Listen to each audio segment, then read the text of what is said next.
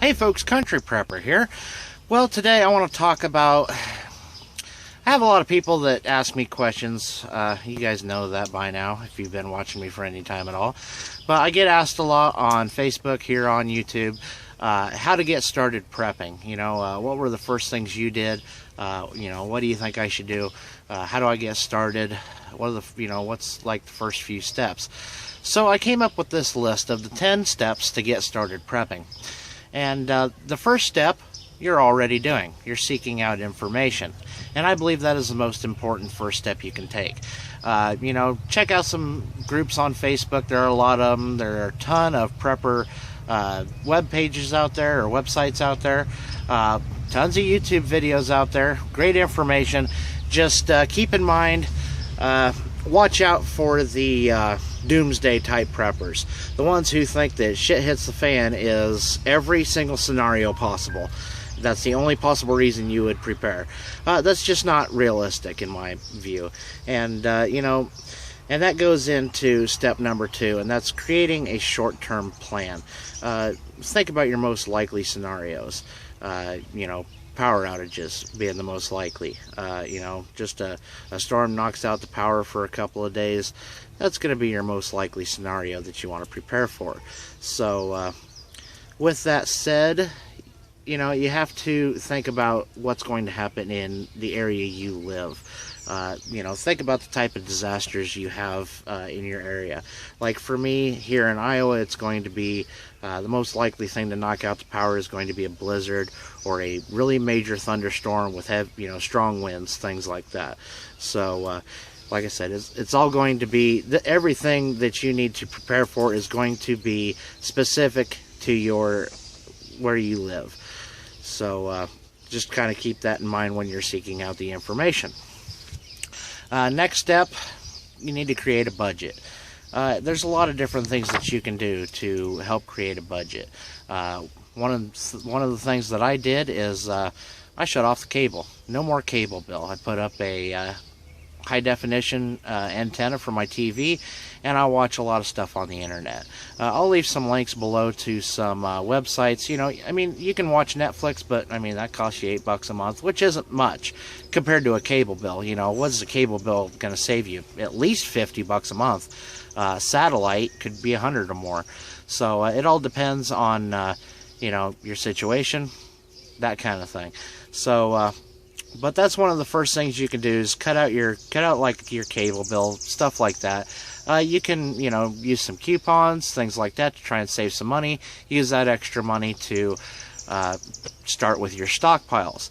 And like I said, if you're interested in knocking out your cable bill, I'll leave some links to some websites that you can watch lots of different TV shows on. They have almost all of the survival type TV shows on them, and there's quite a few out there. So if that's the kind of TV you like to watch, why pay the huge cable bill just to watch a few of those type of shows? That's about all I really watch on TV. So anyhow, into the next step number 4 is stockpile the essentials. That is, the essentials: food, water, maybe some candles, extra batteries, things like that. You could start off by, what I started with was, I bought water in the gallon jugs. They're like $1 a piece. I bought distilled water for cooking with, and, spring water, or, some at Walmart, they have one that's just called drinking water. So, those are $1 a piece, and, it's not hard to come up with, a lot of water really fast with $1 a piece, $1 a gallon. So now I need to move back out to the sticks, you guys. This town is driving me nuts. I got a highway 2 blocks away and all kinds of noise there, and then I got neighbors making noise. They're driving me insane. But anyway, I can't take it much longer. I belong out in the sticks. Yeah. So anyhow, let's keep moving on. Like I said, stockpiling the essentials. Usually start off with canned food, instead of, don't worry about the rice and beans and stuff like that. That takes a lot of water to cook that stuff, and, you need things to go with it. So start off with the canned foods. You know, maybe some small things that you have to boil, like ramen noodles, things that don't take a lot of water. But you know, I would start off with canned foods. That's just my advice. So things that, especially things that you can eat without cooking them. Just, you know, power outage.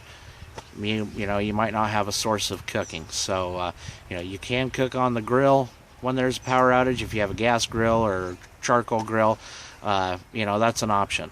So definitely have things like that. And that is the next step, is to have a backup power plan.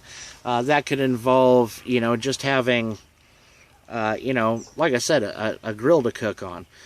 You could have some solar lighting, just some cheap, like those yard solar lights that have the little bitty solar panel in the top of them. I actually made a video on my power outage kit, and I'll leave a link up here for that one if you want to go check it out. But other things you might think about is having a generator. The trouble with a generator is you got to have, you know, fuel stocked up for it, and that's an extra expense. But it might be a good thing to have on hand, especially in the wintertime. You can connect it to your furnace so that the igniter will work. Most furnaces nowadays have an electric igniter. So you're going to need that unless you have a backup heat source, which is another thing you really need to think about. Backup heating source, and if it's, you know, if you live in a very hot climate, you're going to need a backup source for air conditioning. So you probably need a generator for that, but just keep in mind you need to stockpile some extra gas. Keep fuel stabilizer in it. You can pick that up at any automotive store, and it'll keep gas for several months. But make sure you rotate your stock out. You know, use the gas in your mower after so long. Mix it with some fresh gas. It should be fine. You can do things like that to rotate your gas out, or, you know, fill your vehicle up halfway and put some of the stored gas in it to use up that gas that's been sitting a while, and it shouldn't hurt a thing. So next thing in the list is to start working on a long-term plan, and that is your less likely scenarios. Like I said before, this is all pertinent to your area. A less likely scenario for where I live here in Iowa is, you know, tornadoes. We do have a tornado come through every now and then. It's kind of rare, and they're usually not terribly devastating, but it does happen from time to time. So you do need to prepare for those types of situations as well. You know, that is mainly, you know, goes along with sometimes, you know, have, you know, like a storm shelter or a place in your basement where it is very structurally stable and away from windows, things like that. You know, you guys know how to, you know, well, like I said before, that's just for me. This is going to be for your area. You know, if you live along the coast, you're going to be watching out for hurricanes, and then that kind of goes into one of the next steps, but I'll get to that here in a minute. Next thing I want to talk about is first aid and medication reserves. First aid, you know, most people have the basic first aid in their house. You know, they'll have some peroxide, some alcohol, some Band-Aids, you know, things like that. And that's a good thing to start with if you don't have any first aid at all. But try to go just a little more extensive. You know, get some gauze pads and, you know, rolled gauze, compression wraps, maybe splints in case, you know, like for here, if a tornado went through, somebody could get a broken leg if, you know, something falls in the house. You just never know. So earthquakes, same kind of thing. So you might want to, you know, just look into things like that, you know, more extensive first aid supplies.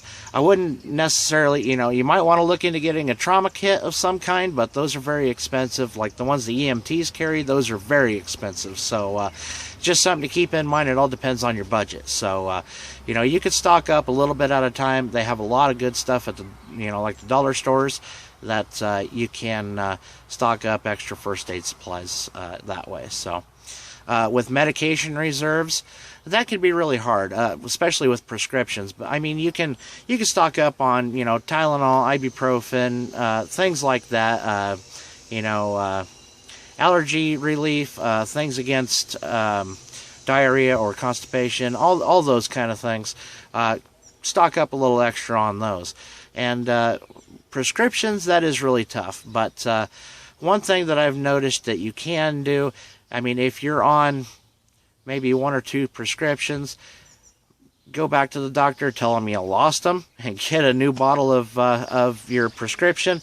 Sometimes it'll work, sometimes it don't. Most of the time it will. Most doctors will probably understand it can happen.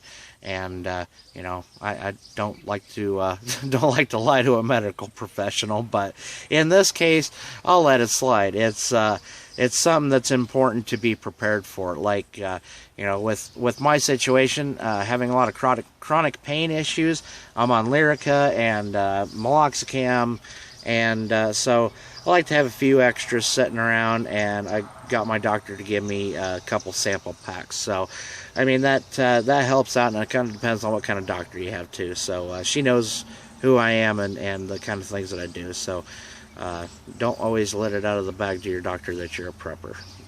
Not for everybody.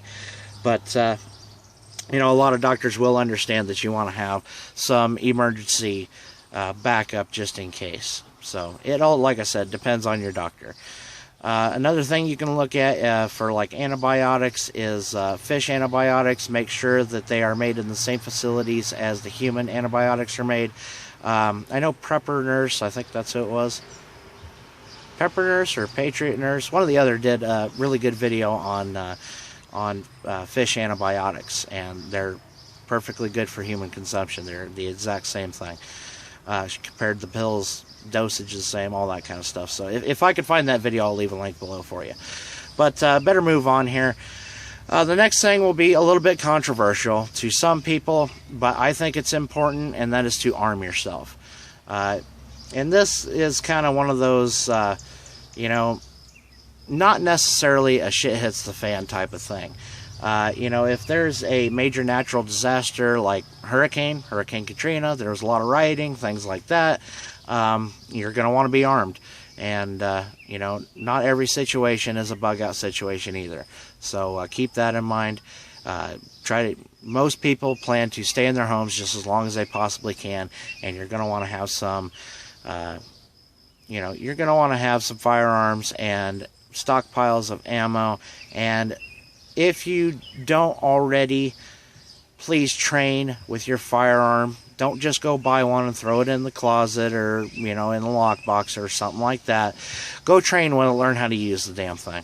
That is very important. A gun doesn't do you any good if you don't know how to use it properly. So just keep that in mind. I know some people don't like firearms. Very few Americans, but there are some out there. Some preppers don't like firearms, but I'm sorry about your run of bad luck. Next thing I'm going to talk about is building a get home bag / bug out bag. Now, you can make a kit that works for both. I keep separate kits, but if you're just getting started, you know, very basic bug out bag or get home bag. You know, a few extra clothes, a little bit of extra food, maybe some type of a shelter in case you get stuck out in the middle of nowhere. You know, something, extra things to keep you warm. Maybe start a fire. All depends on where you live. If you're in an urban setting, you're going to need different things than you are if you live like where I live, very small rural town, even though I have annoying neighbors. But like I said, I used to live in the sticks. I need to get back out there. I used to live where there was no neighbors for miles. It was wonderful. But last but not least, step number 10, you need to think about long-term prepping. And, you know, your long-term food storage, water storage. I know people that have, you know, you could start off with like your 55-gallon or even just 5-gallon, like the Culligan looking blue containers are 5 gallons at a time. Those are great to start with for long-term water storage. Maybe move up to 55-gallon food-grade barrels eventually, and you know, think about your longer-term food storage, and I'll have a video coming up about that later. So that's it for today, guys. I really appreciate you watching. Leave me your comments, your ideas, your suggestions, and thank you very much for watching. I'll see you next time.